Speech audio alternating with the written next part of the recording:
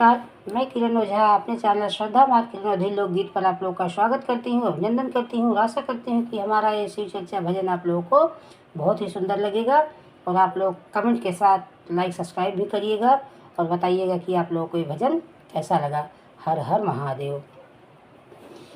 गौरा गईनी नहीं हरवा हमरा गाम नइखे, गौरा गईली नहीं हरवा हमरा गाम नइखे, गौरा गईली नहीं हरवा।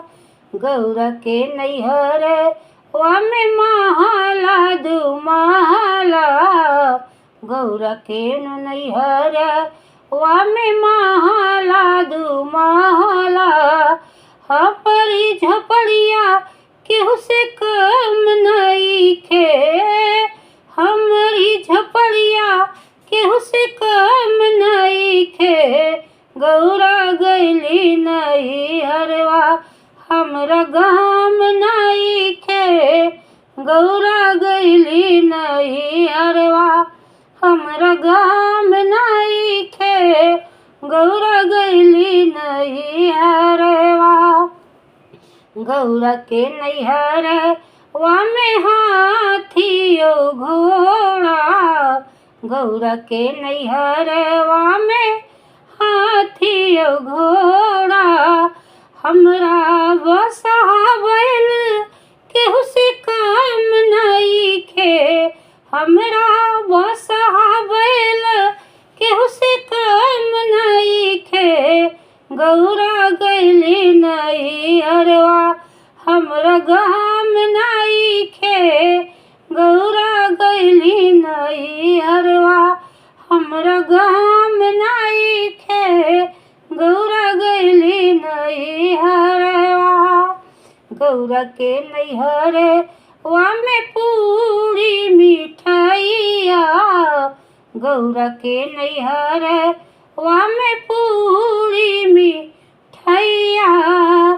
हमरा भंगिया धतुरवा केहू से कम नइखे, हमरा भंगिया धतुरवा केहू से कम नइखे, गौरा गईली नहीं हरवा हमरा गाम नइखे, गौरा गईली नहीं हरवा हमरा गाम नइखे, गौरा गईली नहीं हरवा। गौरा के नैहर वामे सखिया सहेली, गौरा के नैहर वामे सखिया सहेली। हमरा भूत बैताल केहू से काम नइखे, हमरा भूत बैताल केहू से काम नइखे, गौरा गईली नहीं हरवा हमरा गाम नइखे, गौरा गईली नहीं हरवा हमरा गाम नइखे, गौरा गईली नहीं हरवा। गौरा के नैहर वामे तो तकिया, गौरा के नैहर वामे तो तकिया।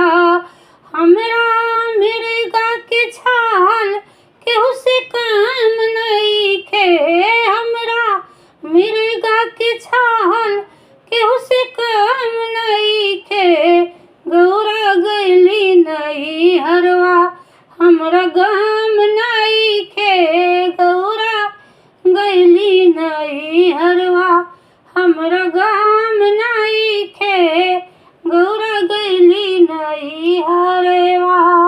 हर हर महादेव।